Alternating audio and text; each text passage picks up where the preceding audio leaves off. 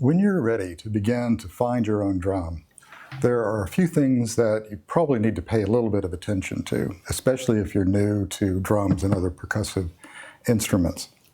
There are technical aspects that you need to consider whenever you are looking for your drum. And let me talk about a few of those. First of all is size. This one is a 13-inch drum, and it's lightweight. The hide is deer, and so it has a very nice sound. And because of its size and the materials, it's something I can really carry and hold on to and play for a long period of time. This one I can play easily for 30 to 40 minutes without any particular strain on my arms. And so this one is a good fundamental drum for the journey circles that I do, as well as drumming for myself. This one is a 17-inch drum, and it is elk hide.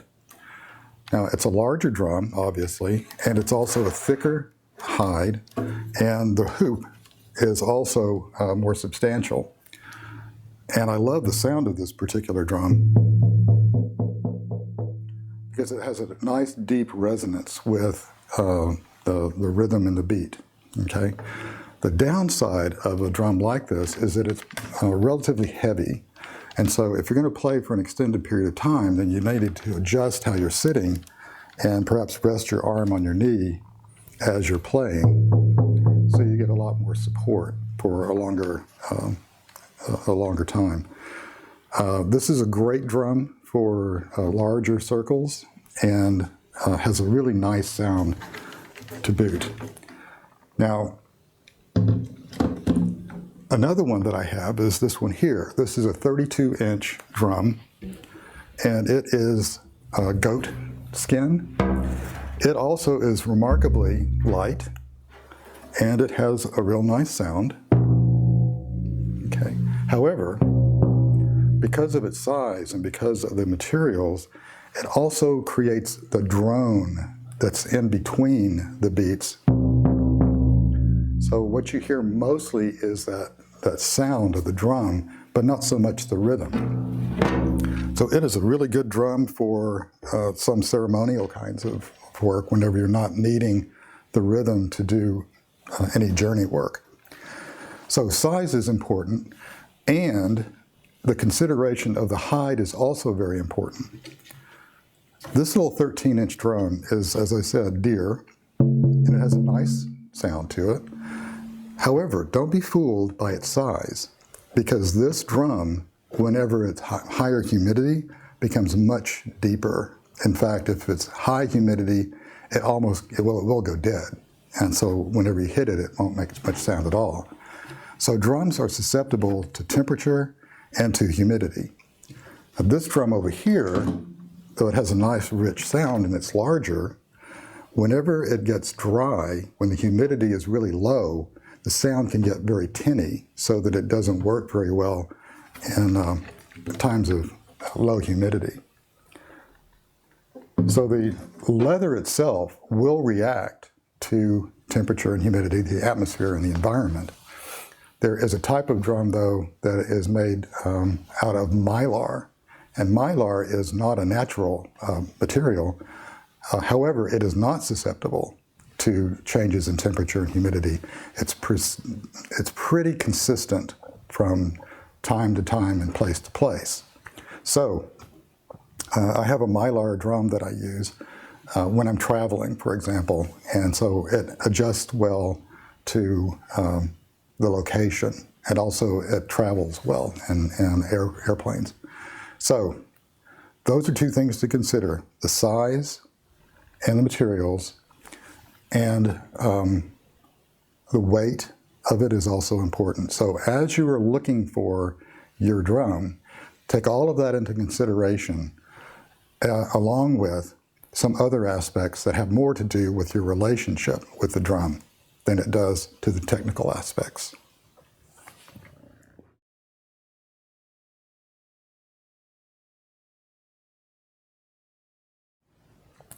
A consideration that's more important than the technical aspects of your drum is that the drum and your relationship to it is probably far more special and perhaps intimate than just about any other relationship that you have with any of your tools.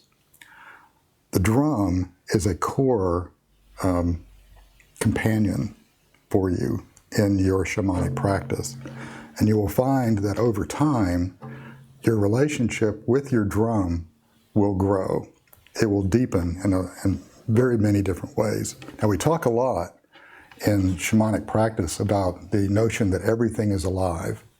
That certainly goes for your drum. And you will find that as you work with your drum, you sort of get to know each other.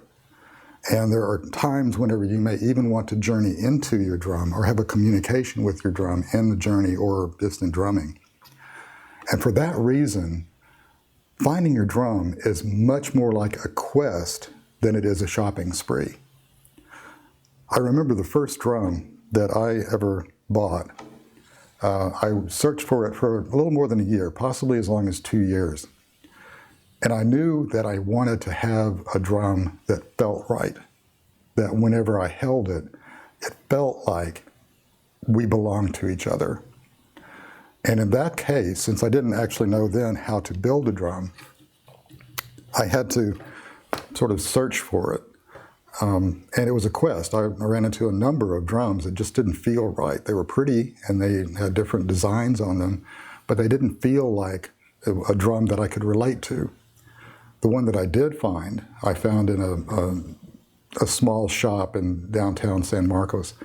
And when I saw it, I knew immediately that that was a drum that I was interested in. So I had to crawl over some furniture in order to get to it. It was hanging high up on the wall. And whenever I got it down and started to play it, it just felt right. It was as though the drum was singing to me as I was playing it. I still have that drum, and I keep it in my healing space because it decided over time that it wanted to do less of the journey circle and more of the healing work. And that was perfectly okay. So I still have that one. This is the next one. This one I made myself. And I recommend that if you can, rather than finding a drum somewhere in the world, that you explore the idea of making your own drum. Now, there are places where you can buy drum kits, and that's fine. They work really well. This was a drum kit that I got online. And as I was making it, I began to get a feel for the leather. I began to get a feel for the weight. I did the ties all myself, and so as I was working with the drum over a period of about 2.5 days, I got to know it very, very well. And so this is the one that I use most often. I also made this one. This was the second one that I built, and it was pretty much the same experience. And so for a while, these two called themselves Little Brother and Big Brother, because they were made within about 3 months of each other. Now, this leather was a little harder to work with because it's a denser material, and it's larger, of course, but it worked out just fine. If you can, build your own drum, and you may find that there's a community in your area who occasionally will get together and make drums together. In our community here, we every once in a while will gather a number of people together and all build drums. Now, again, the consideration is that the relationship that you have with your drum or your drums will grow over time. And you will find yourself very careful about how you use your drum and also how you share your drum. Some protocol, for example, is that this is my drum, and it is not a good idea to come over and grab my drum and start to play it. It's a little bit, well, I want to say insulting, but it's not that strong. It's that the drum and I have a relationship to each other such that if you would like to touch or play my drum, you need to ask. And like as not, I will ask the drum if it's okay for you to play it. And if the answer is no, then I will simply say, I'm sorry. No, you can't play my drum right now. So the relationship that you have is like that. It's a very close relationship, and that's why you need to be particularly careful about the drum that you make or the drum that you choose, so that the relationship that you have with your drum becomes very special.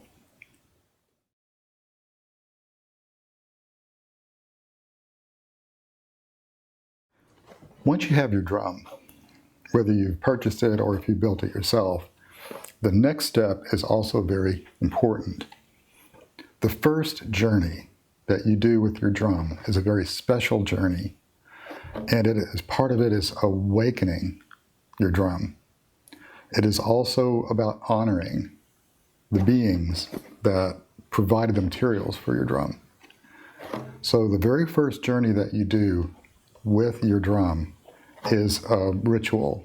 It is an important part of the beginning of the creation of the relationship that you have with your drum, because you see, it's not just the drum. The relationship that you have with this particular instrument is also with all the beings that sacrificed a part of themselves to go into your drum. From the wood that comes from trees, to the leather, in this case deer, to the sinew that is also used, and the other leather that is the wrapping on the inside.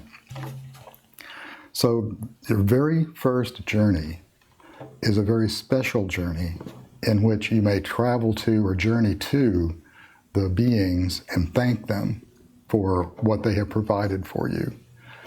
And thank also all the people and beings in between that deer and you, because it is a transition between the living being and you and the drum that is very much up for honoring.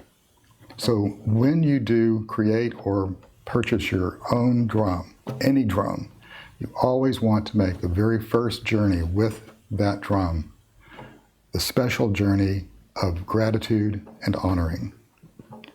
So that is part of what makes your relationship with your drum sacred in a shamanic sense.